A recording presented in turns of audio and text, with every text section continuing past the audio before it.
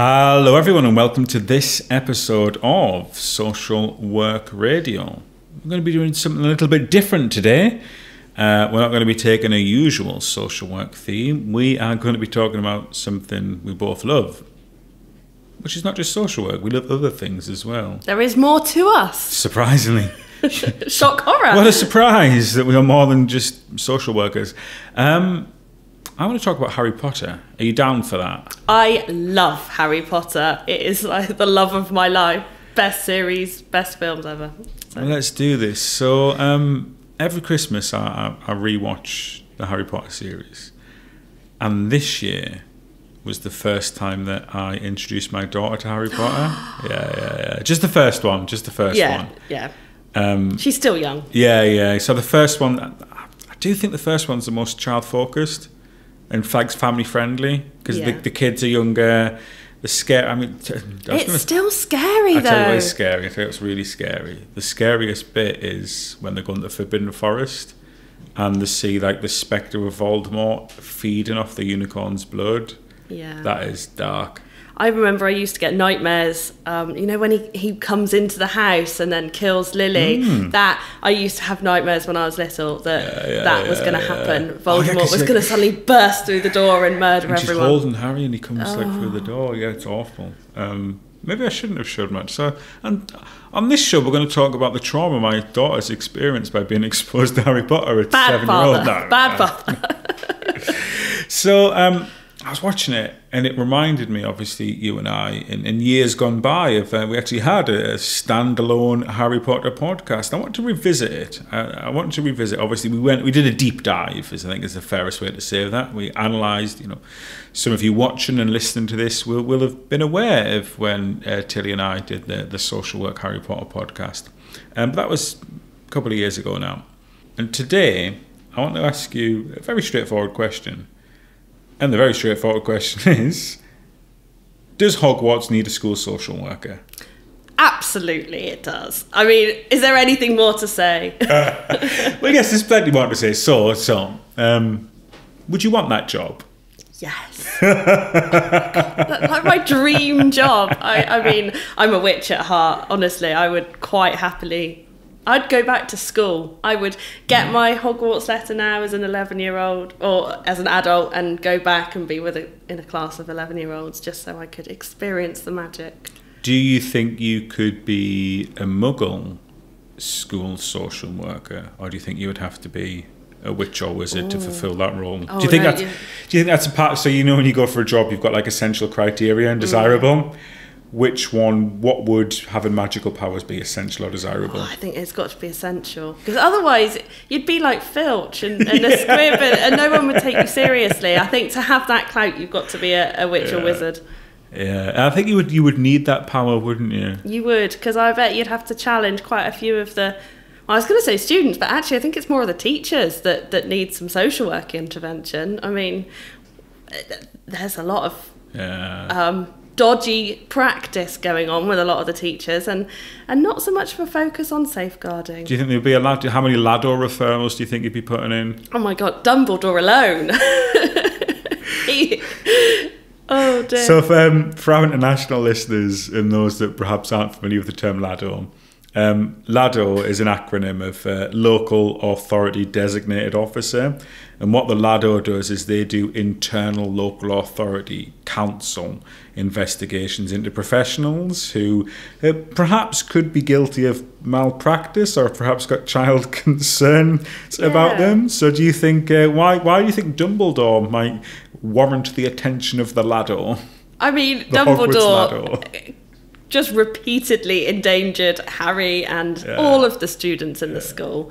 I think Hagrid would probably need some Lado referrals. Would he? As well. Why would you wouldn't refer Hagrid? Well, you wouldn't refer Hagrid. I mean, he wasn't particularly... he was overly friendly with the students, wasn't he, really? It was a bit inappropriate. I think so. Oh, what? So, okay, so you put in a referral about Hagrid, okay? You're there, you fill in the referral, and it'll say, what are your concerns about this professional? What would be your 4 concerns about Hagrid? I mean, he's in a role of responsibility, and he's friends. He calls the students his friends. Right, and that's the first concern. What's your second concern? He refers to students as friends. That's number one. What's your second Lado concern? he tells them inappropriate things that I shouldn't have said that. Two. So overly friendly and inappropropriate. Puts them in danger. Yeah. I mean, the care of magical creatures lessons. But I mean, Buckbeak was vilified, but dangerous, and takes them into the Forbidden Forest. Dragons. I mean, he corrupted them with dragons in the first year, didn't he? So he's overly friendly, inappropriate. He endangers the students. Last one. They were complicit in his illegal activities with with the dragon egg and Norbert going off to Romania. So I think Hagrid's got to go. I love Hagrid. You like Lucius Malfoy, aren't you? You like Malfoy. Malfoy's desperate to get Hagrid off the grounds, and he succeeds. Yeah, and Dumbledore. Yeah. Oh my gosh. I thought you were Hufflepuff. I mean, you're dressed in green. You know, you've got a Slytherin vibe about you today, I suppose. I mean, Snape's got to go as well. He bullies all the students. No, we got right. Whoa! Hold the line.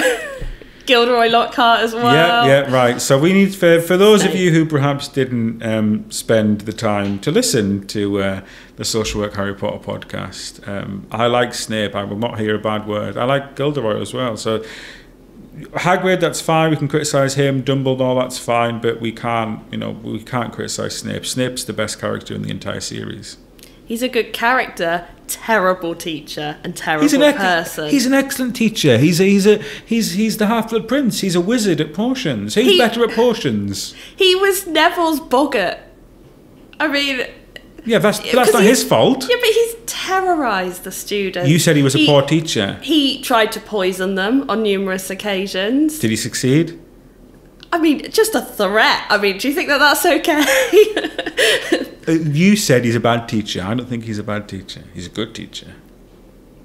You can't threaten your students. That doesn't make him safe to be around. It's different. It's different world, different rules. Yeah, I'm sorry, but I don't think you're getting the job here. I think you're going to shake up the... We'll be left with no teachers if we give you the job. McGonagall, she can stay. Oh, so we've got one. She's going to teach all the students. Yeah. I mean, Sprout, she's all right. A bit.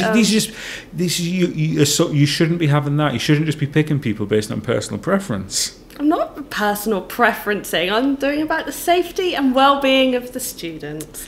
Right. Can we circle back to Gilderoy Lockhart a minute? Because he wasn't competent for the job, I'll give you that, but he's not a bad guy. He's a slick guy, he's a smooth character. He tried to obliviate Harry and Ron. They forced him into that situation.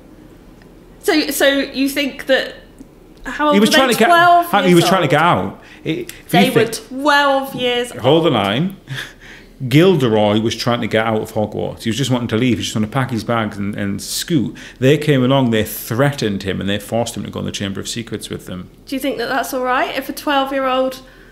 Of course it's not. They should be threatening the teachers. That's what you should have stepped in there. You said, well, hold, what the hell are you doing here, lads? He's a teacher and you're threatening him. Well, I mean... Where were you? Where was I? I'm reading about it. I mean, I would have sorted Hogwarts out, obviously. So we like Snape and we like Lockhart. They're two of my favourite characters. I think we should run a poll with our listeners. I think I'd win. Yes, because most people have been poisoned to think about these characters in a certain way. Just because the majority of people voted for Brexit. Was that the right thing? You can't compare... The Tories have been in power for the past 12 years. I'm not going to be able to win this argument, am I? No, I'm just saying. What I'm saying here is majority rule. Just because the majority might support something doesn't necessarily mean it's a good thing. It doesn't. But there's a lot of people that do like Snape, actually. If you did vote for Brexit, listeners and viewers, and if you do support, we still love you. But I'm just saying you maybe we're wrong on that. We might be wrong. Maybe wrong. Equally, if a lot of you, don't agree that Snape and Lockhart are two of the best characters in the whole Harry Potter, You might be wrong about that as well. That's what I'm saying. Is the majority of people can quite often be wrong about things. Any other teachers that you want to add to your Laddo list at this juncture? Quirrell. Right. I mean, he had Lord Voldemort at the back of his head. Yeah, I mean, we can't disagree with that one. Yeah. But why didn't you find that? If you know. I'm not there yet. But why? You could have done something about that. Oh yes, I'll just magic my way back into the story, shall I? Well, obviously you can, because you're going to have magical powers to fulfill that role. We've agreed on that one. Yeah. Right. Who else? I mean, the Mad-Eye Moody, the imposter Mad-Eye Moody. Yeah, but until you found out who was the imposter, was he really that bad? Until you found out he was Barty Crouch Jr. He did torture the spiders and then kill them in front of the... We're not talking about the RSPCA here.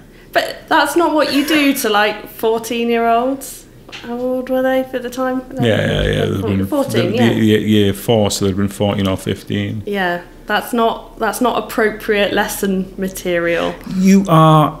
I don't like the cut of your jib. I don't like the vibe you're bringing to Hogwarts. I think you're going to change it too much. What I don't like about this interview is... Who are you to be interviewing me? What's your character? I'm Rufus Scrimgeour. The role is that important that it's taken the Ministry Scrimgeour's of Magic. Dead. No, but Scrimgeour... We're living in a multiverse. We're living in a Hogwarts multiverse here, where we can have characters from all different times coming together. Otherwise, it doesn't fit the narrative. You spent a lot of time, you spent a lot of time talking about what you're going to do to the teachers. Your job is to support the pupils. Well, I think you'd be supporting the pupils by getting the teachers in line to start with. But that, again, that's not a social worker's job. Well, pastoral role in the school. But anyway. You are here to... I don't like the way this interview's going. Well, you're welcome to leave. Go and get a job at Durmstrang's. Go there. Durmstrang's. Get there. Go there. Your type would fit in there. Oh, you'd have a worse time with the teachers there, wouldn't you? Probably, but... Beauxbatons. You'd fit in with Beauxbatons. Possibly. That's how you could go. A French exchange. So, back on topic. We've established Hogwarts does need a social worker, okay? Yeah. You've started to criticise all our teaching staff, and you're going to get rid of all of them. You don't have any ideas to replace the staff, so there'll be no pupils for you to take care of, because they're all going to be going. But let's focus back on the students. We want a social worker here in Hogwarts. We've decided that there is a need for that pastoral care and support of our pupils. Do you think there should be a social worker per house, or should there be one social worker for the entirety of Hogwarts? Because the reason I ask this is the houses are quite tribal, and obviously you coming here as a witch, you will have been in a house, and we know that there is a lot of tribalism. There's a massive rivalry, and even the teachers, some more so than others, my boy Snape especially, do massively bias their own houses. They do. Do you think that would be an issue in terms of the social work role? Should we have a social worker per house, or do you think it would actually bring something in to perhaps have a social worker that oversaw all 4 houses? I mean, your caseload would be pretty high as a social worker in Hogwarts. So I think it would probably be good to have one per house. I think even then you might have to have 2, 3 per house. Depends on how many issues there are. But I mean, there's a lot of traumatised children at Hogwarts. Let's think of the management structure. I like to think of things analytically. So we've got the management structure. Let's just say for ease, we've got one social worker per house. One social worker per house.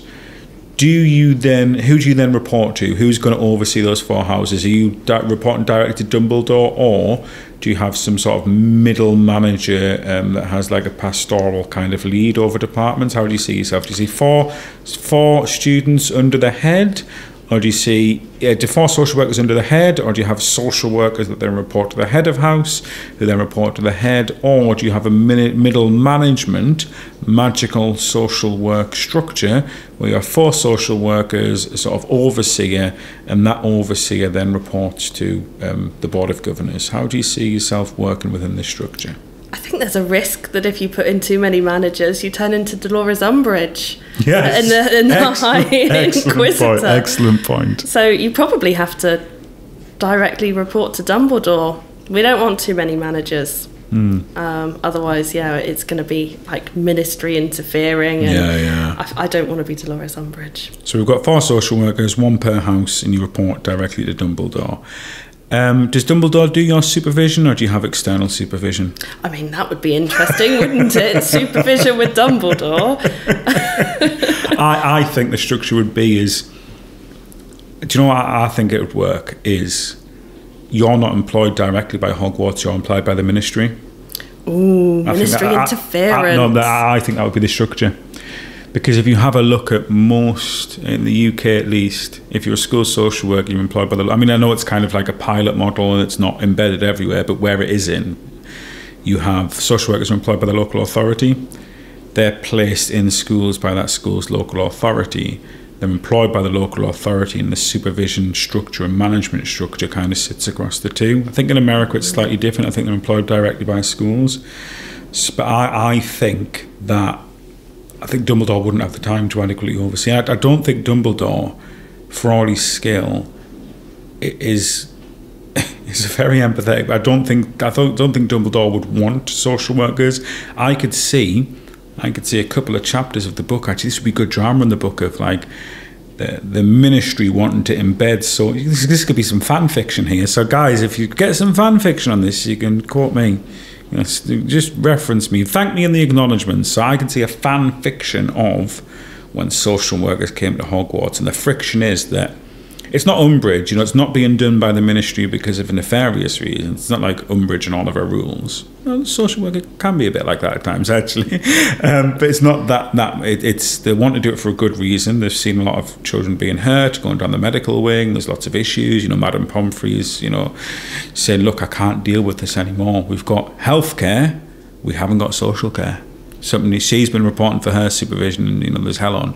You know what health people are like when they've got an issue with social care, they need action. You'll see it yourself all too well. Oh yes. So the Hogwarts they've been looked at, and the ministry said, look, I'm sorry, Dumbledore, there's a problem here. We need to embed them. He said, I'm not having it on my watch. Well, you're having them anyway, and because of that, because there's friction, I think the management structure is off-site, and we have to go via flu powder to the ministry for our supervision. Can we agree on that one? That's the structure? Yeah, I think that would work. So we're kind of, there's light touch management from the heads of houses. Yeah. And there's light touch oversight from Dumbledore, who warms to the idea eventually because he sees we're good. Right. Me and you were going to go there, we're going to work there. Obviously. I'm no longer screaming job there now. We're both in it. Yeah, we're a team. We're in the trenches together. We're in Hogwarts. We're going to sort it out. So, what house are you taking? Hufflepuff, obviously. What house should I go for? What house does she ring in? Well, I mean, when we sorted back in the day on Pottermore, you were a Gryffindor, but I still think you're more Slytherin. Sorry. Okay, we'll go Slytherin. I'll take Slytherin. So we need a Ravenclaw. So, listeners and viewers, if you'd like to contact us, if you would like to join us, I've got Slytherin. Proud to take that one. I've got Hufflepuff. Tilly's got Hufflepuff. We need a Ravenclaw, and we need a Gryffindor social worker. So, what skills do you bring to the role that make you suitable, firstly, to be a social worker in Hogwarts? Because I'm looking at you thinking, it's been a while since you practiced with children, Tilly. It's been a while. That's going to be difficult. You're going to be rolling back the years here. So convince me. I'm back interviewing you again. I should change your hats. I don't want to keep being interviewed. Okay, Thank you very much. So it's a conversation. Okay, I'm helping you prepare for the interview. Okay. Right, we really need this job. I'm desperate for this job. Let's help each other out. What are you going to say in your interview? Firstly, how are you going to convince them that you're fit for the role? and why do you think in particular you want why are you a good Hufflepuff? Why am I a good Hufflepuff? I mean, I'm patient sometimes. I mean, I have the patience of a saint, the fact that I'm still podcasting with you after all of these years. Hang on, hold the line there. Where else on a Saturday afternoon would you have the opportunity to sit and talk about what house in Hogwarts you would be social worker for? I bet you don't get that with any of your other mates. I can't say I do. There we go. End that there. Right, continue. You can't say you do. Right, brilliant.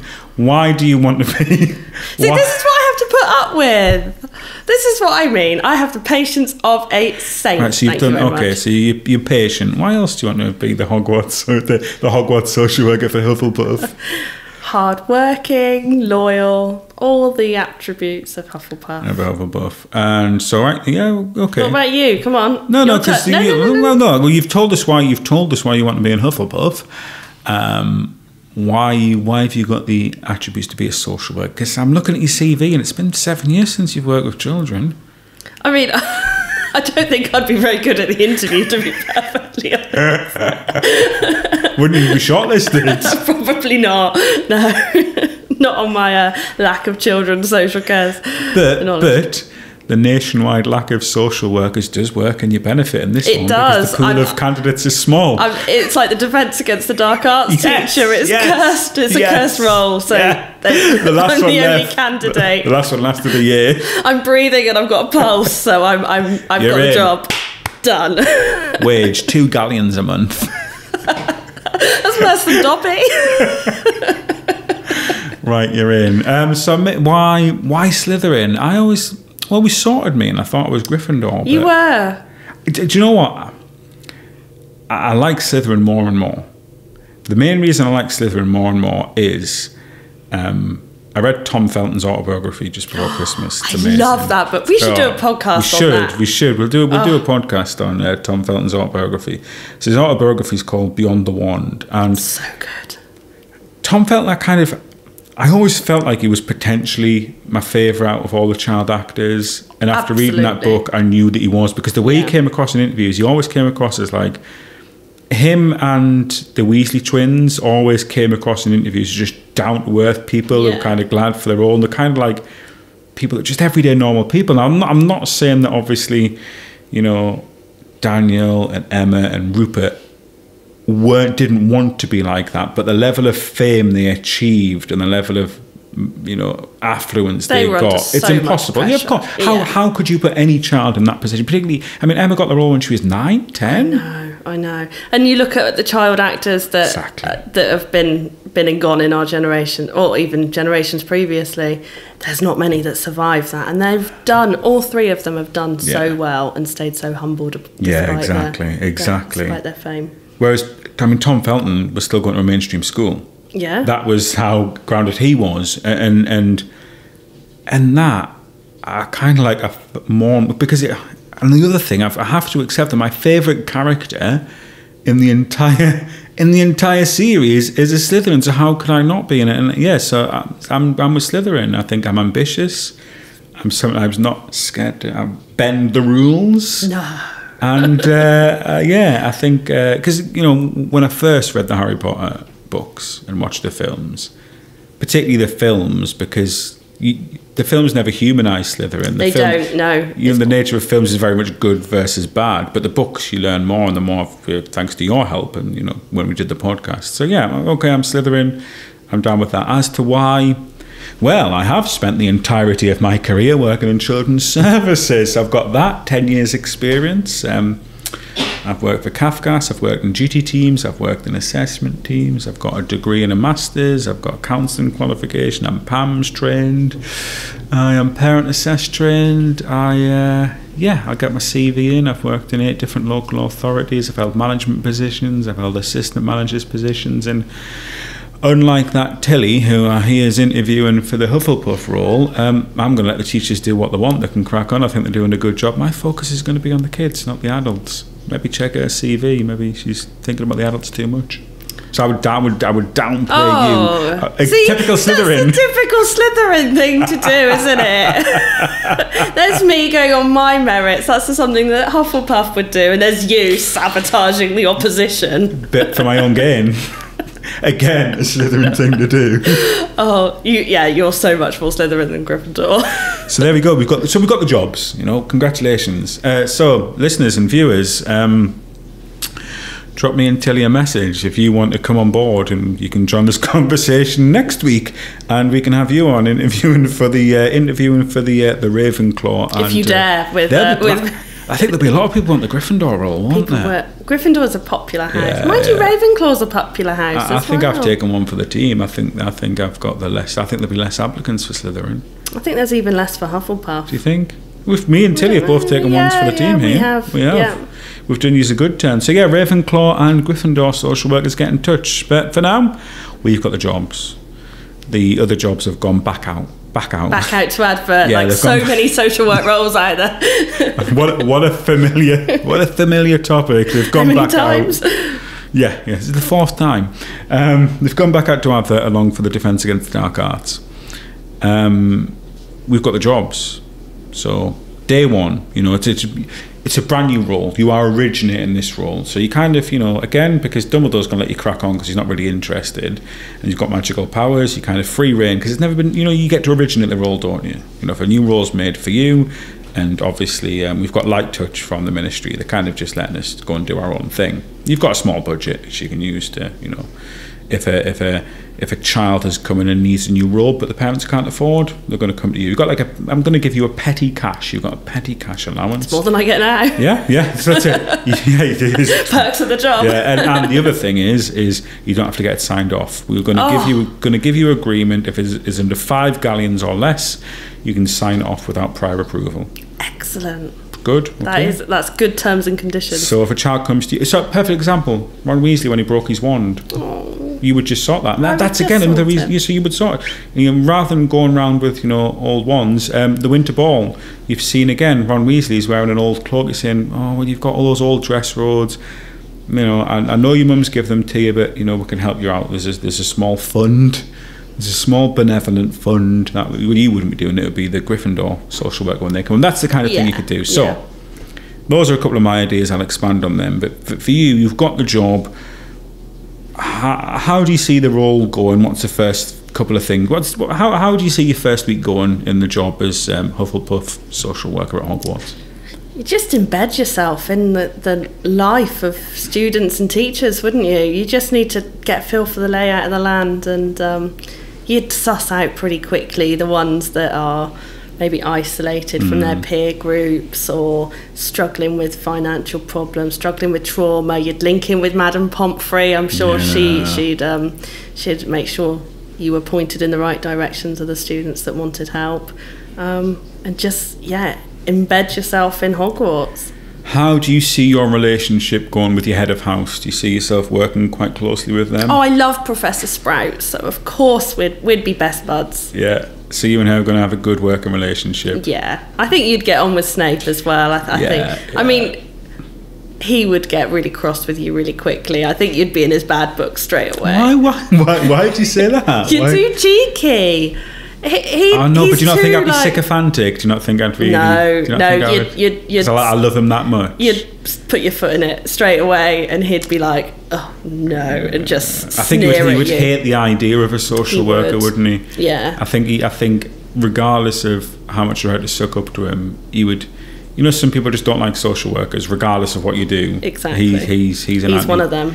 I can imagine Snape being on the I Hate Social Services UK forums on Facebook. No, even that would be beneath him. He just wouldn't even give you the time of day. I think you'd be lucky to get a sneer out of him. He'd ignore you. Yeah. No, I think I could work on him. I think I could, if I was selective in what I presented to him. You think of yourself very highly, don't you? That you're going to charm the great Severus Snape. No, but he is great. But I think because he does have favourites, doesn't he? He always looks down on everybody. But I think he could look down upon me, and I'd be happy with that. Just to be looked at by him would be enough. But I think I could go about my job, and it'd be.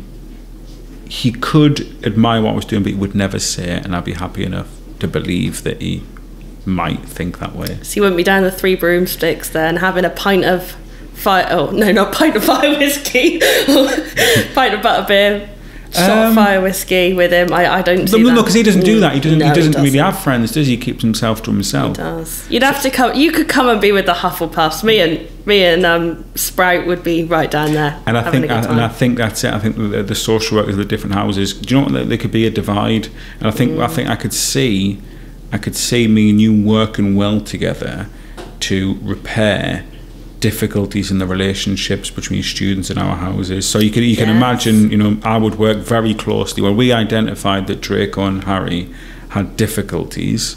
And oh God, imagine when I find out that Draco's been calling Hermione a mudblood.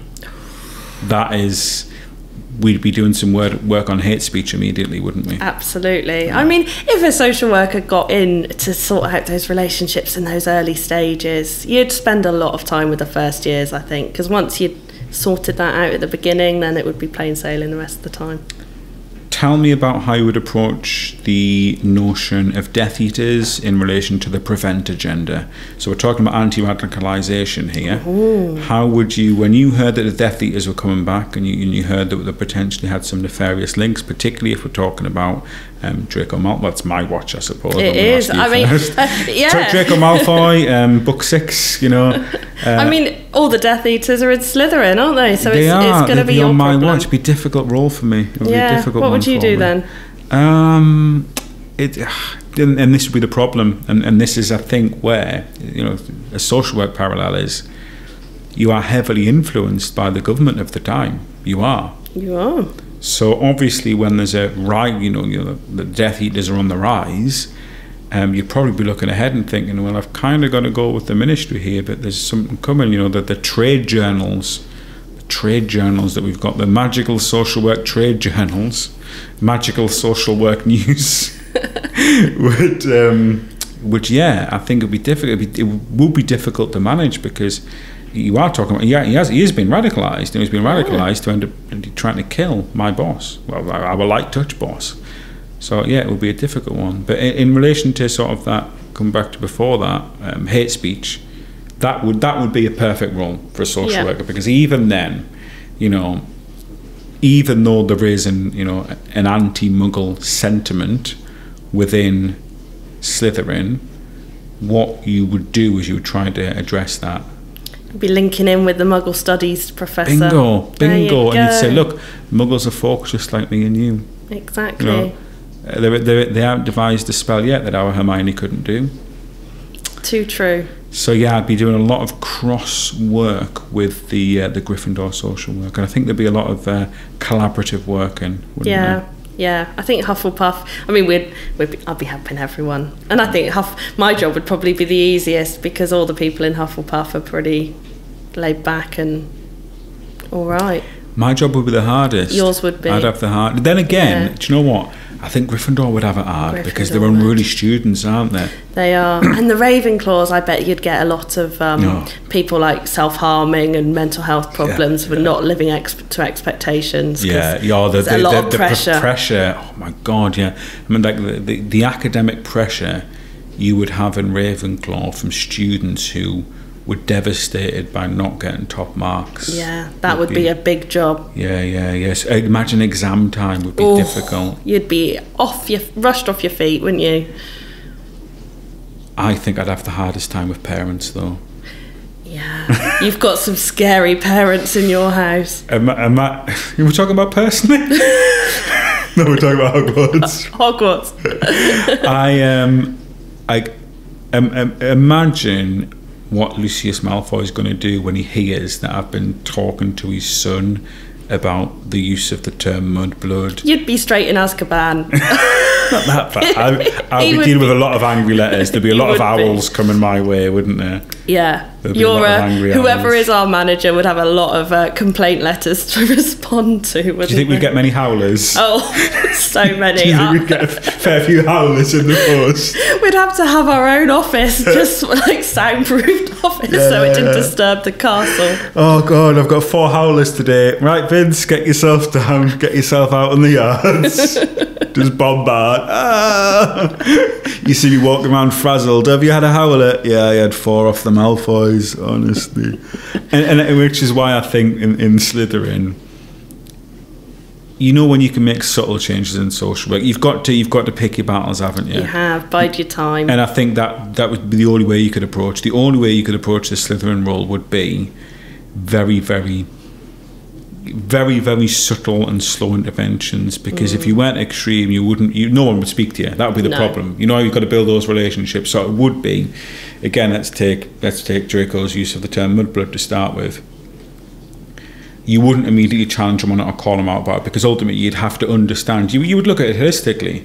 That's not Draco wanting to do that. We know that he's come from a horrific family background. We know what his dad's like. I'm getting howlers every day, of course. I know what his dad's like. We know what the people he associates with is like. And I think you would have to judge it, and you would say, right, you would start it by a soft challenge, like a light challenge. You know, why did you say that? It wouldn't be you have said that. It would be, why did you say that? What are the triggers? Why does Hermione make you feel that way? And then you would go on, well, actually, the truth of the matter is Hermione makes him feel that way because she is Muggle-born, but she's 10 times the witch he'll ever be. He loves her. Well, there we go. And that's the other thing, and that's what you might eventually get. So I think... That's a bit of fan fiction there, isn't it? Well, we might find this, and that's the thing. Draco and Hermione. By giving them the time, and that would be how I would have to approach the Slytherin social work role. Very long-term work, and if there's no successes, there isn't successes. I think that would be the only way you could do it. How would you? Do you think you'd have a lot easier? You would have an easy. You've got the easiest ride. one. Yeah, I would just be set up in their little the Hufflepuff common room, and I'd have just like cakes, and people would come in and do like knit and nat.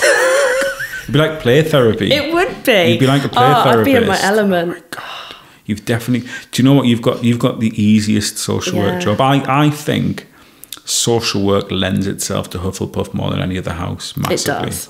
Definitely. Do you think I've got the hardest? Yeah, you've got the hardest. Yeah, probably then Gryffindor, then Ravenclaw, then Hufflepuff. I think that's the order of ease. My caseload would be light. I'd be there enjoying the delights that Hogwarts has to offer, and Hogsmeade trips, and you'd be working 24/7. That's the job that I want, but I couldn't have it. Because you're not a Hufflepuff. I know, I'm Slytherin. Okay. Regretting your life choices now, aren't you? Well, yeah, I kind of am actually. But too late, you know, I'm there. But again, that's why the role would have to be. You'd have to pick your battles. You could go into your with a very pastoral, a very open door policy. Absolutely, yeah. Mine would be very much sitting back. I'm there if you want me. Come to me. Having to intervene when I have to. But yeah, really just sitting back, and it'd be more like embedding yourself in the Slytherin. But I think the fact that I'd been in Slytherin would help. And I think that's why you'd have to come from the house. I think you would. I think you're totally right here, because imagine you, Hufflepuff, if you were overseeing all 4 houses. Imagine if you had to approach. How are you going to? Well, Draco Malfoy would just. How would he approach her? How would he deal with it? I'd probably be hexed. There we go. But you wouldn't. You wouldn't even give you the time of day. No, he wouldn't. No. Whereas at least if I had that, well, I've been in Slytherin. I know your dad. We're old mates. Yeah. Yeah. I love the head of house.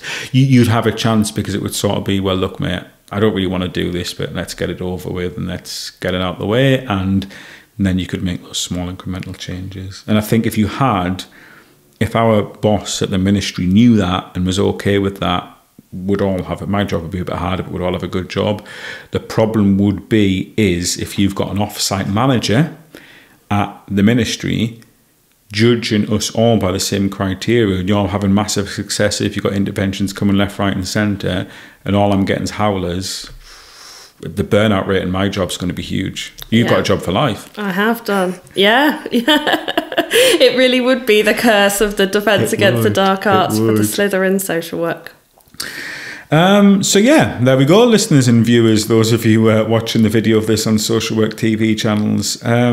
We've established that that Hogwarts does need a social worker. We've established what houses we're going to be in. We do need a Ravenclaw and a Gryffindor social worker, so hit us up with your applications, yeah? Yeah, I think that's a good plan. Right, and let's revisit this another time where we can discuss more about the structure and our interventions. And I think actually we'll revisit this and we will talk about how we would go about our assessments. Are you up for picking this up another time? Any day talking about Harry Potter. That's just me sorted. There we go. Well, listeners and viewers, thank you ever so much for joining us to discuss this subject in this special, I was going to say a special one-off, but it could be a two big. Do you know what, actually? This could be more. Do you remember when we first started the Social Work Harry Potter podcast? Was it going to be 1, and then it was going to be 3? It was 1, then it was 3, then it was 7, and then it was 80. So who knows, this could be the start of something new. We'll catch up with you soon. Until then, it's goodbye from me. And it's goodbye from me.